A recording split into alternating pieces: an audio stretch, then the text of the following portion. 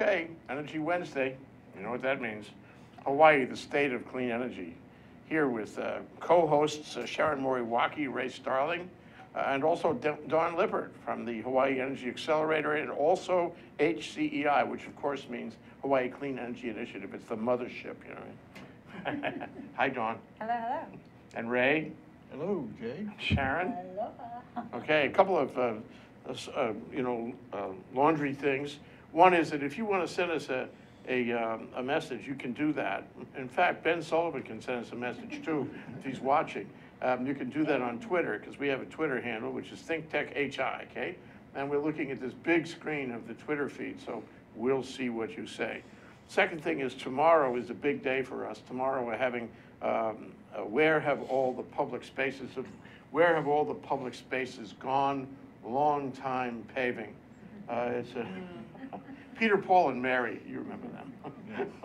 We're going to play that song, because I can't resist that beautiful song. It's almost spiritual, that song. Of course, Where Have All the Flowers Gone was about nuclear war, if you remember that.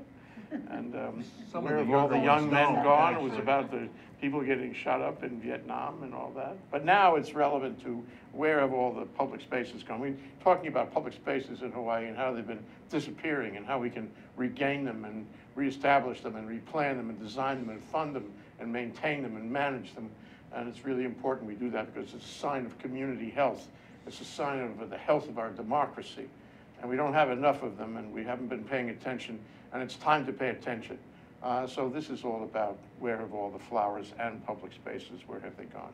Tomorrow at Alania Kea at 11:30, if you want to sign up, do it now, thinktechhawaii.com, okay? Now on to the bigger and better things. This is Prince Summer, Fall, Winter, Spring, otherwise known as Rob de Veriturta. And he's going to talk about summer today, right, Rob? That's quite the intro. Yeah, we're talking about ways to stay cool in the summer, and invariably you can save energy. So as everyone knows, Hawaii Energy is the ratepayer-funded energy conservation and efficiency program for Hawaii, Lanai, Maui, Molokai, and Oahu. So the first one I want to talk about is pretty simple. It's just minimizing your indoor heat. So you can do that by trying to cook less, using the oven less, using the toaster less, and then maybe drying your clothes and your dishes at night rather than the daytime, if at all possible. And the other thing, if people haven't done it already, is switching from an incandescent to a CFL or LED. I know most people have, but it gives off about 75% more heat than an incandescent will. So that's something that's really easy. The other thing is Energy Star ceiling fans. They're relatively inexpensive in relation to an AC, about $75 to $100. We provide a rebate for that for $35. It's about 90% more, saves about 90% more energy than an AC can, so we encourage that whenever possible. Speaking of ACs, we have another rebate offer. This is the Window AC Trade-Up Program. So essentially you just trade in your old AC, working AC, and then we recycle it for you, and then in exchange for that, we'll give you a rebate when you purchase your new one. So it's a $50 rebate. You just have to have a certain EER ratio, so that's an energy efficiency ratio of 11.3. So the higher the EER, the more energy efficient it is. And you can save about $70 a year on your electricity bill with a more efficient AC. And the last one is if you have a pool, it's pool pumps. So if you're a regular, typical 4-person household, about 20% of your energy may come from a pool, and really the pool pump.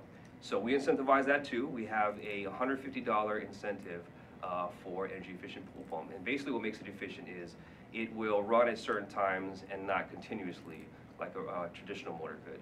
So for that, you'll save about $200 a year on your electricity bill. So all these are kind of simple ways, from very behavioral things to things that are a little more involved. You have to require some work, but it's a larger incentive to do that. So with Memorial Day right around the corner, we want to keep that in mind for everybody as we move into summer. Okay, thank you, Rob de Veriturta, otherwise known as Prince Summer, Fall, Winter, Spring, from Hawaii Energy on the Negawatt Moment. But we haven't finished with cross-examination. And Dawn, our special guest, always gets the first whack at cross-examination. This is your opportunity to let him have it, okay? Go easy on me, Dawn. I've got one while she's thinking. Okay, what do you got, Ray? You breezed right past that air conditioner Sure. trade up. What do you do to to take part in that? How do they basically participate in it? Right. Yeah, so at the time when you buy the air conditioner, you're going to be given a rebate form. And so with that rebate form, you hold on to it, call up Hawaii Energy, 537-5577, and then schedule your pickup. And then when you schedule your pickup, they're going to come haul it away, and they will stamp the rebate form. And then from there, you can go ahead and simply just mail it in, and then we'll provide the rebate via check. So there's no cost for the pickup? No cost for the pickup. It's completely free. Recycle it responsibly, and the customer doesn't have to worry about that. Right. What do you do with whatever you pick up? So we have a recycling facility that does that, and I know with refrigerators they do it, where they recycle the refrigerant in the air conditioning unit, and they can actually sell it.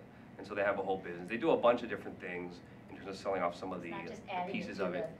No, they're taking it and they are using it effectively to everything that they can spare. They go ahead and try and reuse that. So that's a service that we provide. Dawn, have you been able to sort of think of any sharp cross-examination you'd like to propose? My only question is there any way for people who want to get involved in in new technology? What are your options for those kind of people around cooling their homes? New technologies, like trying to find something energy efficient? Yeah. Now that I wouldn't know right off the top of my head, but what you could do is we have a number of different energy efficiency advisors, and they can talk. We have also a residential transformational program manager who can talk about that as well. So you can visit our website, number one, to see what we incentivize, hawaiienergy.com, or give us a call, 537-5577. If you have anything in mind that we don't incentivize, then maybe that's something we can consider. But yeah, give us a call, check us out first, and yeah, we'd love to hear from people. Expect a call. Okay. The other thing is, it just strikes me, I just want to make a comment, see if you agree, is that summer is a time when we should be even more concerned about energy efficiency, because summer we tend to use a lot of energy in the summer, one thing and another, and we tend to be inefficient. And that's why you picked summer as the center of your discussion today, right? Exactly, and yeah, it gets a little hotter, even if it's hotter all year round, pretty hot, but it's especially hot, in the summertime. So it's just something to keep aware of, but it's something you could probably do throughout the year as well. But with Memorial Day right around the corner, people are kind of in the spirit of summer, so we thought it'd be a good topic.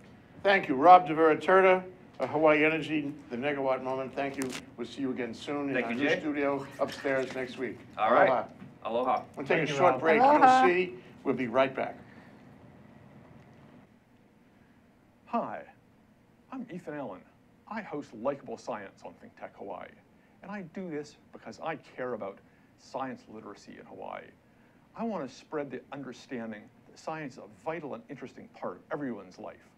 I want to make sure the broadest possible spectrum of people understand the beauty and the value of science and realize that science plays out each and every day of their lives. I want you to understand that science is fun. So we bring onto this show each week guests who are scientists, from astronomers to zoologists, and we talk about what they do and how they do it. But most importantly, we talk about why you should care about their work, why you should see that their work has value and impact on your life. So I hope you'll join us Fridays, 1 p.m. here on ThinkTech Hawaii. You can watch us via live stream. You can watch us recorded on Olelo, and you can see us each week. We hope you'll join us. It's hair like that. For example, me. Okay, we have Dawn Lippert here today. She's the director of the Energy Accelerator, and we are speaking, psychically with Ben Sullivan, who isn't here just yet. He's in Kauai. He's the vice chair of. Dawn is the chair of HCEI. Ben is the vice chair of HCEI, and is also the County of Kauai Energy Coordinator here on Hawaii, the state of clean energy. And we're talking about HCEI today, the next phase. But before we get to, the actual HCEI, let's talk to you, Dawn. Let's find out who you are. All right. Qu'est-ce que c'est, the Energy Accelerator, and how does it work? What is it doing these days? What is Energy Accelerator doing? We have a lot of really exciting things going on right now. Last Friday, a couple days ago, we opened applications for our 2016 season. So that means that we usually see about 300 applications from really innovative entrepreneurs and companies from across Hawaii and all over the country. and we'll be selecting 15 of the best and brightest to fund in 2016. So these are all companies that can help solve Hawaii's energy problems with new, emerging, promising technology that really pushes the envelope. The other thing that we have going on, and just this weekend, coming up on Friday, is something that we're calling Reboot the Commute. Heard of that. Seen all kinds of publicity about that, yeah. Yeah, I mean, who sits in too much traffic, right? I think it's almost everybody here in Hawaii, certainly I do. And our effort with Reboot the Commute is to use some of the amazing new data tools coming out of the city and county and the state of Hawaii to help entrepreneurs and hackers and students and others solve transportation problems using some of the new age of data and data analytics. So we'll be giving away 3 prizes at the hackathon for really innovative ideas in parking, in bicycles, and transportation data.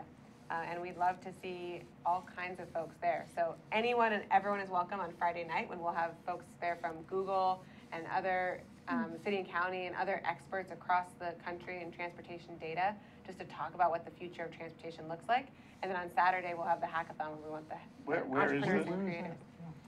It's all at the Proto Hub, and you can just Google Reboot the Commute. Is that the old At Proto Parsons Hub Park. there on Keawe Street? Yes. Yep, it's still at the Proto Hub. It's one of the last events that we'll have at that Proto Hub before they move into their new home. Where are they moving to? They'll be announcing it soon.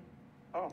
Maybe on this Oh, program. I'm glad I but, asked. not ready for prime time, but they'll be announcing it soon, and we're really excited to be partnering with them, as well as the High Tech Development Corporation from the state of Hawaii, and DevLeague, and many other partners on this exciting event. Oh, this one, yeah. Well, but you know, I'm very curious because I've been thinking that for years that technology was the solution to traffic in many ways. But can you give us examples of some of the entrepreneurial ideas you've heard flying about how you use data to improve traffic? Oh yeah, absolutely. So, and one of the companies that we work with came out of a hackathon just like the one that we're going to be hosting, and they're a company called Transit Screen, and they use all this publicly available data to project on sidewalks and on public spaces and screens where all your transportation options are. So it says, 400 feet this way to Zipcar. We're going to have bike share very soon here in Hawaii. So it'll be, there's 5 bike share bikes available 100 feet that way. Your next bus is coming in 5 minutes from here. So just making that transportation data much more obvious and available to people on the street. Did you say project? Yeah, one of their technologies is very cool. You can see it in Fast Company, actually, and they have a sort of a little projection tool, and they can project right onto the sidewalk, so they can say, bike share this way, car share that way. How does That that reminds work? me So they actually project, I mean, you can actually see that on the sidewalk. Yeah, all color-coded Oh, and yeah? everything, Oh, so wow, it's that's a really, cool. really cool technology. Reminds me of that Bing Crosby movie with, who was the other fellow who was always with him? Who's Bing Crosby? I don't know, you always do this to me here, I never know the It movie was reference. a signpost in the middle of a desert, and it said, New York, how many miles, and LA, how many miles? Oh, come on. Bob Hope was the other fellow. You guys are too young, that's your problem. That's one company. There's a number of others, and some of the ideas that we had a warm-up event last week, actually, with Mark Wong, who's the Chief Information Officer for the city and county A of great Honolulu. technology developer. Amazing technology developer, and he said, we are throwing more data up on data.honolulu.gov every single day. We invite all of you to go there, check it out, see what of the city's data is up there. So one of the ideas I have is they've just made the DPP, Department of Planning and Planning, available for the first time. And so you can actually overlay some of that data across the transportation data. I mean, imagine what you could really do around looking at kind of solar, electric vehicles, building, and traffic, and doing some really interesting planning and other kinds of companies around that. The other one is parking. There's a huge uptick in parking companies right now that are trying to make parking much more efficient and reduce the time people spend circling around looking for parking. So lots of areas for disruption and opportunity, and great companies in those areas. I hope you come back or send somebody back, after this hackathon, so we can get some of those ideas, the ones especially that the they develop. winners. We'd like to see what they're going to do. Yeah, absolutely. And many of those winners we're hoping to bring into our Energy Accelerator pipeline. One of the things that we are doing at the Energy Accelerator is trying to not only find great companies from elsewhere and fund them, but actually help create some of those fantastic new companies right here Exciting. in Hawaii. And this is exactly in line with where we are going with the Clean Energy Initiative, because one of our huge focus areas for the Clean Energy Initiative right now is reducing oil use in transportation. So all these things work together as you reduce traffic and congestion and come up with better alternatives for transportation. You're also reducing oil use and helping us get to our state clean energy goals in transportation. Now, one of the things that, what was his name, Panos Preveduros talked about for at least one election cycle, maybe 2 election cycles, was the idea of this lane, I think, what was it called, POV, HOV, something, this lane where if you wanted to get on the lane, you carried a kind of octopus card with you or some kind of RFID on your car, and you want to get on this lane, and with a lot of people on this lane, the speed lane, so to speak, then it costs much more, and you'd be billed for it. If there were very few people on the lane, it would cost much less, and you'd be happy to get on there. So the idea was to control the flow by the cost, or vice versa, control the cost by the flow. And this was intended to, to earn revenue for the city, but also intended to even up the traffic with a speed lane as a result. And it seemed to me to be a natural, that's the kind of thing the computers were built to do, to make an algorithm like that. Any talk about something like that? Yeah, absolutely. I mean, what's happening in technology right now is going to bring in a new wave of transportation solutions. So one thing, that London and other places do is congestion pricing around their city center, right? So when you actually come into the city center, you have to pay. And right now, those are done mostly through sort of like physical, basically geofences of saying, like, this is the area with congestion pricing. I mean, in the future, you could actually move those geofences according to demand as well, as cars get connected to the internet and basically have their own identity, and their cars become a platform really for a whole bunch of other technologies. It's something called connected car, and we have 2 experts from the mainland who have been working in connected car technologies for years, and they're actually coming here this weekend to work with our local students and entrepreneurs around some applications for connected cars. Oh, this could really go some. Yeah. Ray, you want to join? You want to go down there, on the Saturday and see if we can't come up with something? I think I'm going to be hauling stuff upstairs. I think we're not available. Sorry about that, Dawn. We have other prior commitments, but equally important. But I think this is great because transportation was one of the areas that really was lacking up to now. And now if you're looking at technologies, we're looking at different kinds of technology. We're saying, okay, transit or, something like the big equipment. But if you can do it through technology and really organize, basically organize. See, the thing is, I know what Dawn's got up her sleeve. See, there's a basic problem with the infrastructure. That's concrete. It's very hard to change that without an act of the legislature or the city council and lots of hundreds of millions, okay, so you can't do that so easily. Political will, whatnot, all those problems. But if you have the technology, in order to make the existing system better using the technology, then they will get the idea, okay? And they will say, the technology makes it good, but if we want to make it great, we also change the infrastructure. I know your plan. Been revealed. I've got a question. Sort of looking at the demand for parking and travel space on the road. Have you done any research, or is HCEI looking at the possibility of getting people to not use the roads? In other words, like the workers perhaps working from home as opposed to driving to work each day. And if you did, in our particular office, we encourage people to week. And some people can't do that, but some can. If you take one person off the road 1 day a week, that's a 20% drop. And if you multiply that times, all the employees out there, you could really make a difference in how many cars are actually on the road without doing anything more than just the energy efficiency angle. Well, you're not using. So I'm wondering, is there anybody looking at that? It just seems so logical to do. Yeah, I mean, there's a couple different ways to look at it. I think what we're seeing is that it's going to take all these different solutions working together. So it's the data, it's the concrete and the infrastructure, and it's also all the sort of soft policies around this that make a difference. So one of the things that's really exciting right now is some of this talk on commuter benefits, which many places on the mainland have sort of sophisticated commuter benefits programs where different employers offer programs to their employees that give them benefits for riding transit or riding a bike or potentially working from home. And so how do you actually develop a suite of things that keep people productive and give them options, but also reward them for options that are good for the greater good? So that's one of the things that's really important, and having the infrastructure to do that is critical. So having, you know, speaking of concrete, you know, our new cycle track on King Street, right? So these are things that start to make Honolulu look like a 21st century city, like what New York City is doing, Washington, D.C., and San Francisco. Every time I drive by the cycle track, there are more people on it. Really, Yeah, it's starting you can to watch it get more popular as you know, every time you drive, you'll see.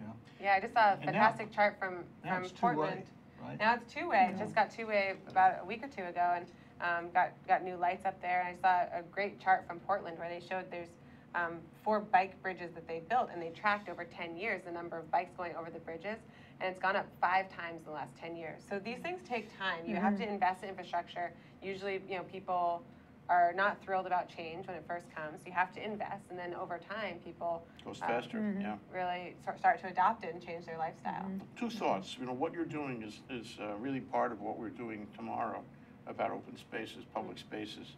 And we're campaigning for public spaces, really. That's what the program is about. And that's why the architects, in fact, George Otta, the DPP guy, is going to be there. And a number of planner type people are going to be there. But a point I make is that we can build open spaces, public spaces, and make them beautiful. If you Google the term public spaces now, it's a movement. It's a national, international movement. There's a thing called Public Space Project out of New York, which actually campaigns for this everywhere, and it's recent. So you know, if we have public spaces, or if you Google the term public space, you will see graphics of public spaces in every city now, every major city, that are knock your socks off. You know, even cities you wouldn't care much about have public spaces that are better than what we have. And we really got to get there. But once we get there, we got to have transportation to get there. And it's got to dovetail. It's all connected, right? That's one thought. The other thought I want to leave you with before we go to a break is BONE. BONE. B-E, you know about this, P-E-A-U-N-E. BONE. It's a city in France, okay, in Provence, okay? And there's no cars in BONE. BONE has this kind of peripheral road, like the Beijing circle roads, you know, and inside that road, no cars, except delivery for the shops, whatnot. And there are parking areas outside the peripheral road. And BONE is the kind of all of it is a public space. It is the most beautiful experience to be there, to spend time without cars around. So we have to achieve that somehow. I don't know how. Maybe downtown could be like BONE. Kaka'ako could be like BONE, maybe, or parts of it. I'm just throwing this at you so you will consider it as you go forward with these ideas. Okay. Sounds good, yeah. Okay, given that, we'll take a break. Dawn Lippert, Director of the Energy Accelerator, also the Chair of HCEI now, and Ben Sullivan, who joins us psychically. Ben. Ben, where are you?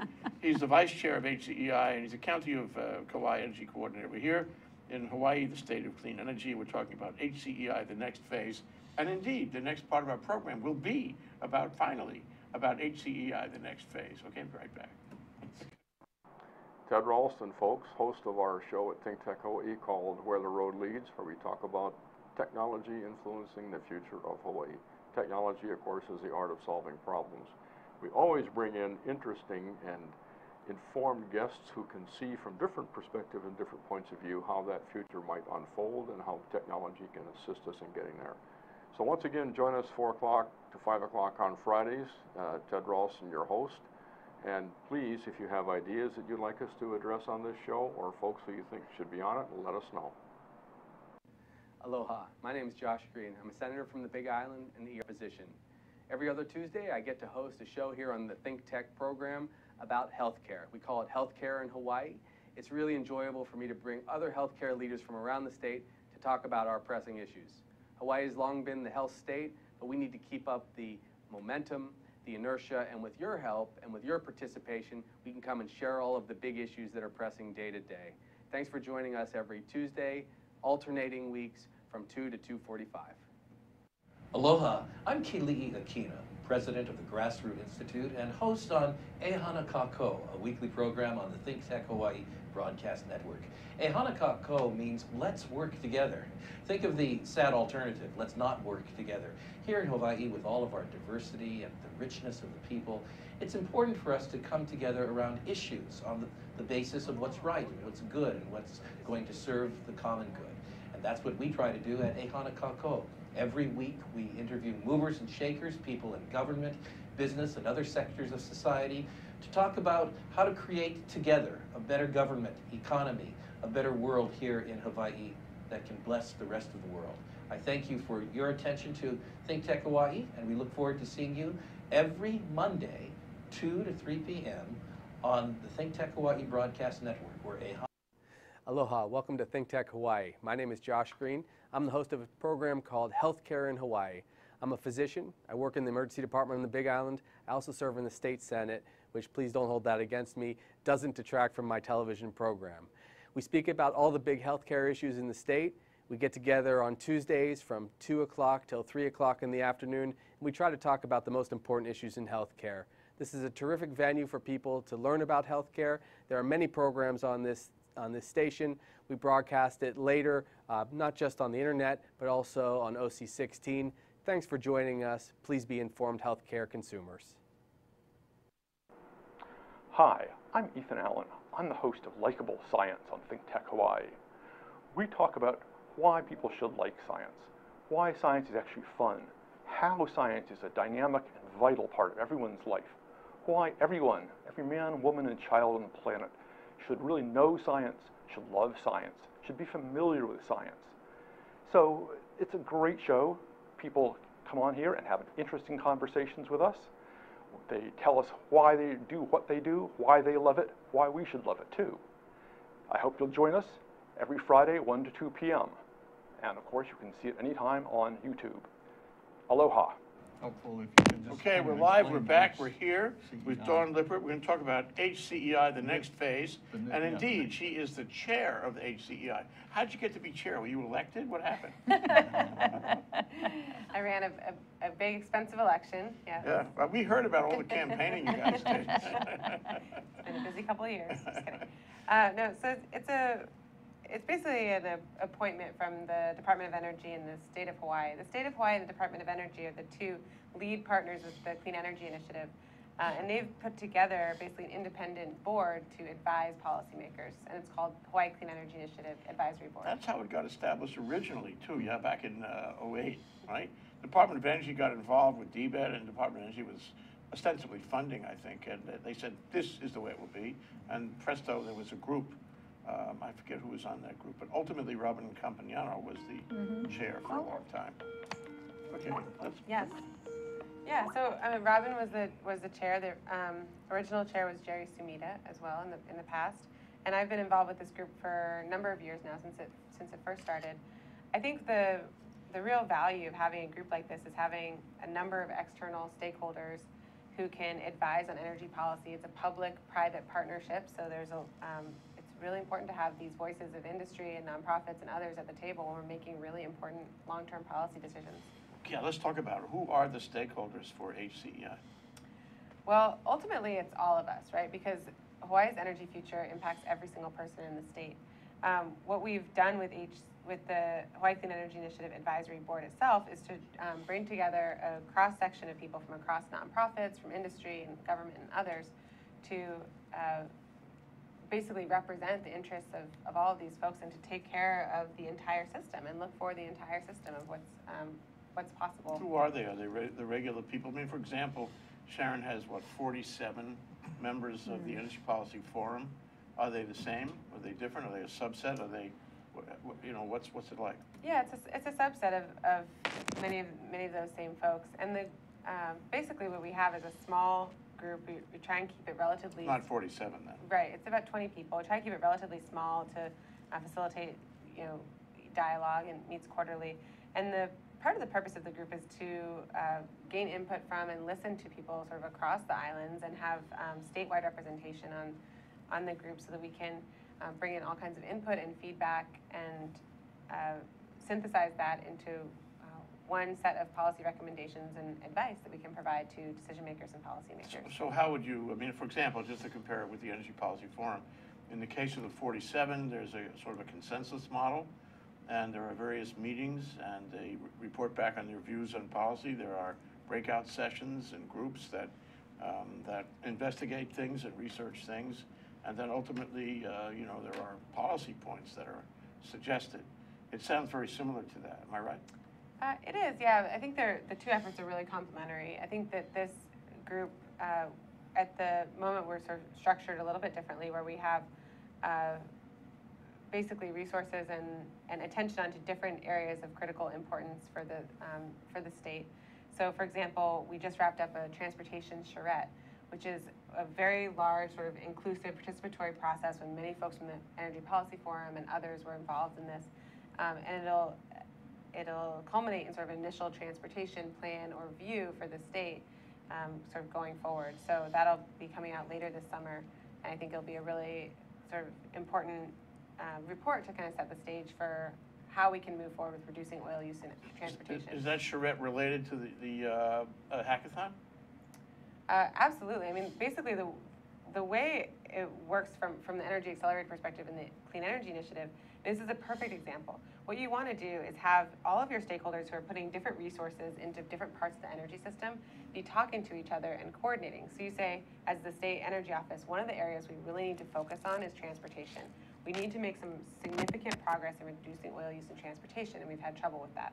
So then all the rest of the folks at the table, which include the utilities, include us, nonprofits, and others, can step up to that challenge and say, okay, we're going to start committing many of our resources and putting attention onto these areas.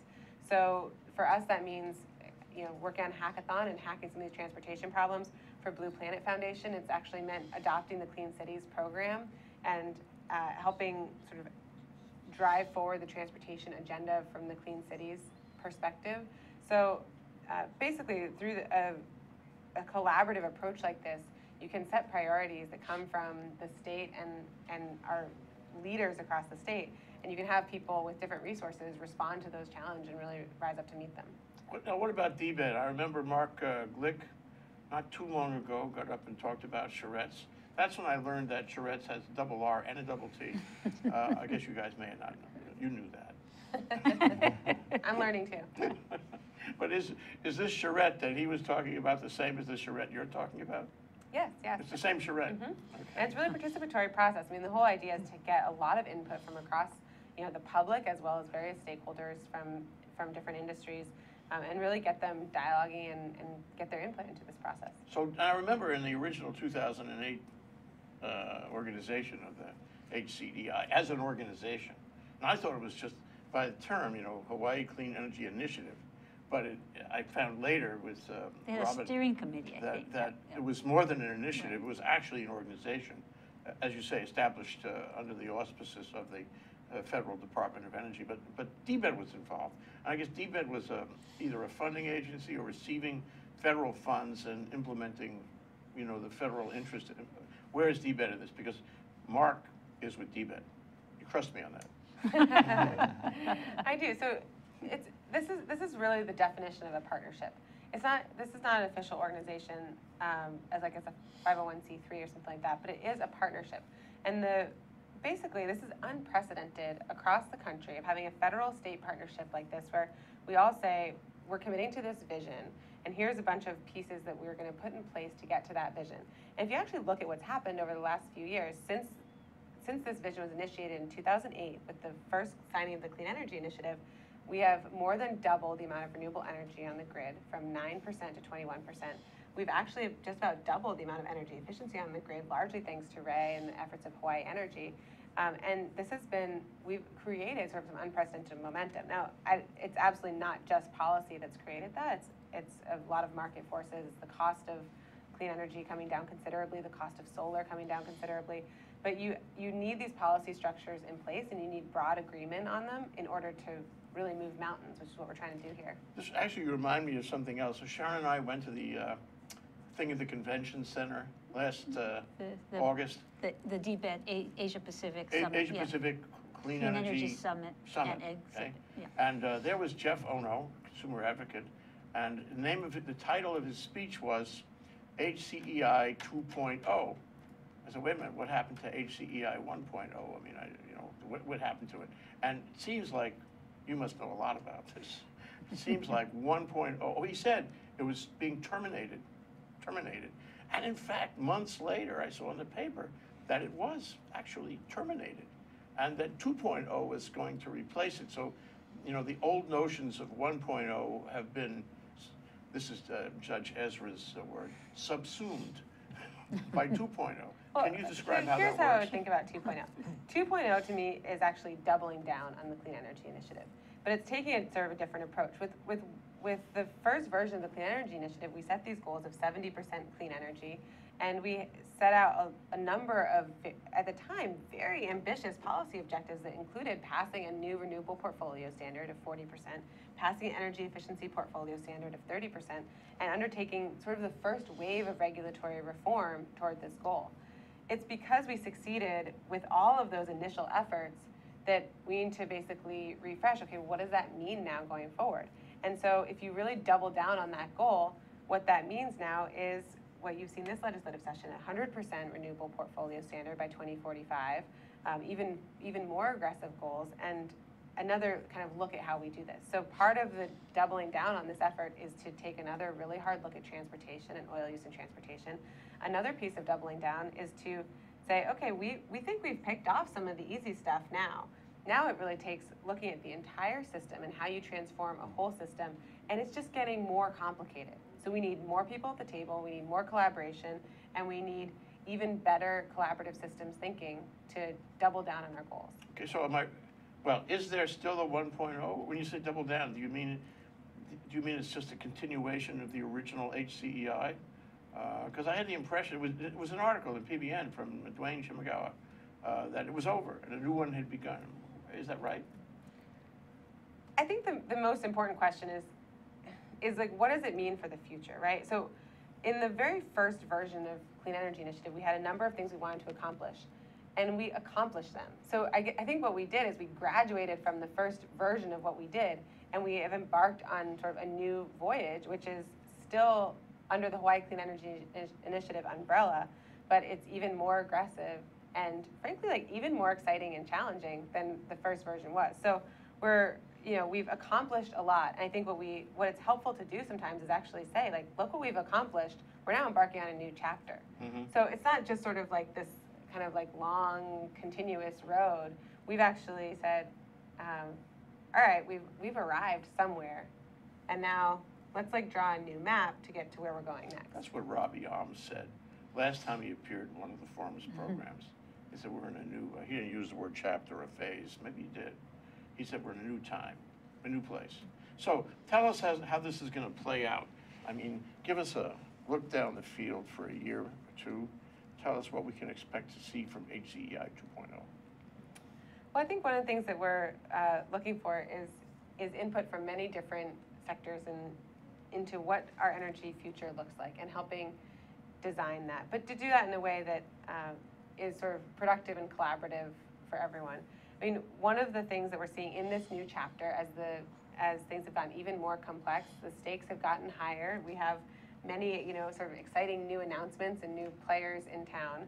I think it's going to take sort of a renewed effort of all of us to figure out what's best for our state and how we all participate really productively in that discussion. This isn't getting any easier. This is just getting more complex, and it requires, I think, a different level of discourse and different sophistication of our discussion from everybody. So I would like to see our community really rise to that challenge. So what does HCEI think about the NextEra deal? HCEI does not have a particular opinion on the NextEra deal, but I think in the most important aspect or the most important contribution that HCEI can make to this whole discussion is to facilitate collaborative conversation around what it means, and to also find common ground and sort of what are all of our goals. So we all want to see Hawaii thrive. We all want to see economic development and a strong economy. We all want to see the preservation of our cultural and environmental heritage and the values that really make us who we are here in Hawaii. And so I think one thing that we're trying to do is, with Clean Energy Initiative, is to be able to facilitate that conversation. There are not enough platforms in our state, or really in our country, for really good, productive conversation and places to have tough conversations. So our goal is to be able to make HCEI a platform for that discussion. Okay, I think you're going to tell me the same thing when I ask you other issues that have been popular issues. I mean, another issue was LNG. What does HCEI say about LNG's big issue? I mean, I would say it's the same thing. The thing about HCEI is it's a collective of people who all have different opinions. So what we're trying to do is figure out where is the common ground, and how can, by talking about some of these tough issues, how can you help sort of reduce what I call sort of surprises, or reduce friction in the system. What you actually don't want is announcements about something and then sort of like public disagreement over it. What you'd really rather have is people agreeing on their common objectives and working together toward those productively. I think it's a waste of resources, whether you think about time, money, attention, sort of emotional capital, whatever, when you have sort of surprises and confusion in the ecosystem. So, trying to increase alignment is something that we'll be doing probably forever. I love that, alignment. Hawaii Clean Energy So true. Okay, you guys, questions? Well, Summarizations, I guess what in have terms you? of the process and what HCI intends to do, because I think this is that is the kind of where it's going to really work or not. And Yeah. have you folks thought about that, or what are you doing? Or I know you're doing some outreach, but any thoughts about how that might happen? Yeah, it's a great question. This is one of the areas, so I became chair a couple months ago. This is one of the areas where we've been working really hard as part of the State Energy Office, the Department of Energy, as well as Ben Sullivan, who's the County Energy Coordinator for Kauai, and myself as Vice Chair and Chair of the Clean Energy Initiative. We're working right now on kind of what that process looks like. I think in a lot of ways, these things are iterative and they take a lot of input and collaboration from everyone to figure out how to best do that. So, we're really open to input and how to best facilitate this process. And it's a learning experience, absolutely. I mean, at the Energy Accelerator, we've been at that for 6 years, and we're still learning how to best sort of incorporate feedback, how to best sort of iterate and improve on what we're doing. And I think it's a real continuous process. Okay, so Ray, I hate to tell you this, but I love to tell you this. It's your turn. Right, I've got a question. It's sort of looking out there. What do you see is the biggest obstacle we have to making progress? I mean, you've only been in your position now for a short while, but what are you thinking? We've got to get over this obstacle, or do you see one out there? Yeah, I think at a high level, I think that the biggest obstacle to progress is our ability to make decisions at the rate that change is happening. And I think that one of the challenges of the utility industry is that in the past, change has happened at a relatively incremental rate, and that's just not the case anymore. I mean, technology is changing so quickly. Customer expectations have changed so much. You can see with sort of the growth of solar, with Tesla's new announcement about a residential battery, change is coming, and it's coming very quickly. And our institutions and organizations are not yet set up to make decisions at the rate needed to accommodate that change. So I think at a high level, that is our biggest challenge. I think, sort of more specifically, some of the things that we're addressing through Clean Energy Initiative that have not been right-sized here are around, pricing. Price signals are incredibly important on the electricity sector to incentivize the behavior you want. And that's traditionally been something that we haven't delved into. The PUC is looking at performance-based regulation of our utility. How do you regulate based on the results you want to see, not necessarily the money people are spending? And then, again, in transportation. So transportation is a very, very difficult sector to impact because you don't have one sort of regulated player that's making a lot of the decisions. So Affects everybody, and it's hard to get everybody to change. yeah, it's distributed, right? It's all over the place. So those are some of the sort of like key pieces topically that we'll be working on. I want to add that, actually, I want to make a profound statement that ThinkTech has no problem making decisions at the rate things are happening. For example, we're out of time. And we're going to make a decision now that the show is over. See how easy that was? And Ben hasn't even said a word. Oh, Ben. We'll catch up with him Poor later. Ben, we have to bring Ben If in. only we had decision makers like you, Jay. That's right, I got it. And it's Dawn Lippert, the director of the Energy Accelerator and also the chair of HCEI 2.0. And we're here on Hawaii, the State of Clean Energy with Ray Starling and Sharon Moriwaki talking about HCEI, the next phase. Looking forward. We have to get back with you again on this. Yes. Aloha, you guys. Aloha. Aloha, thank you.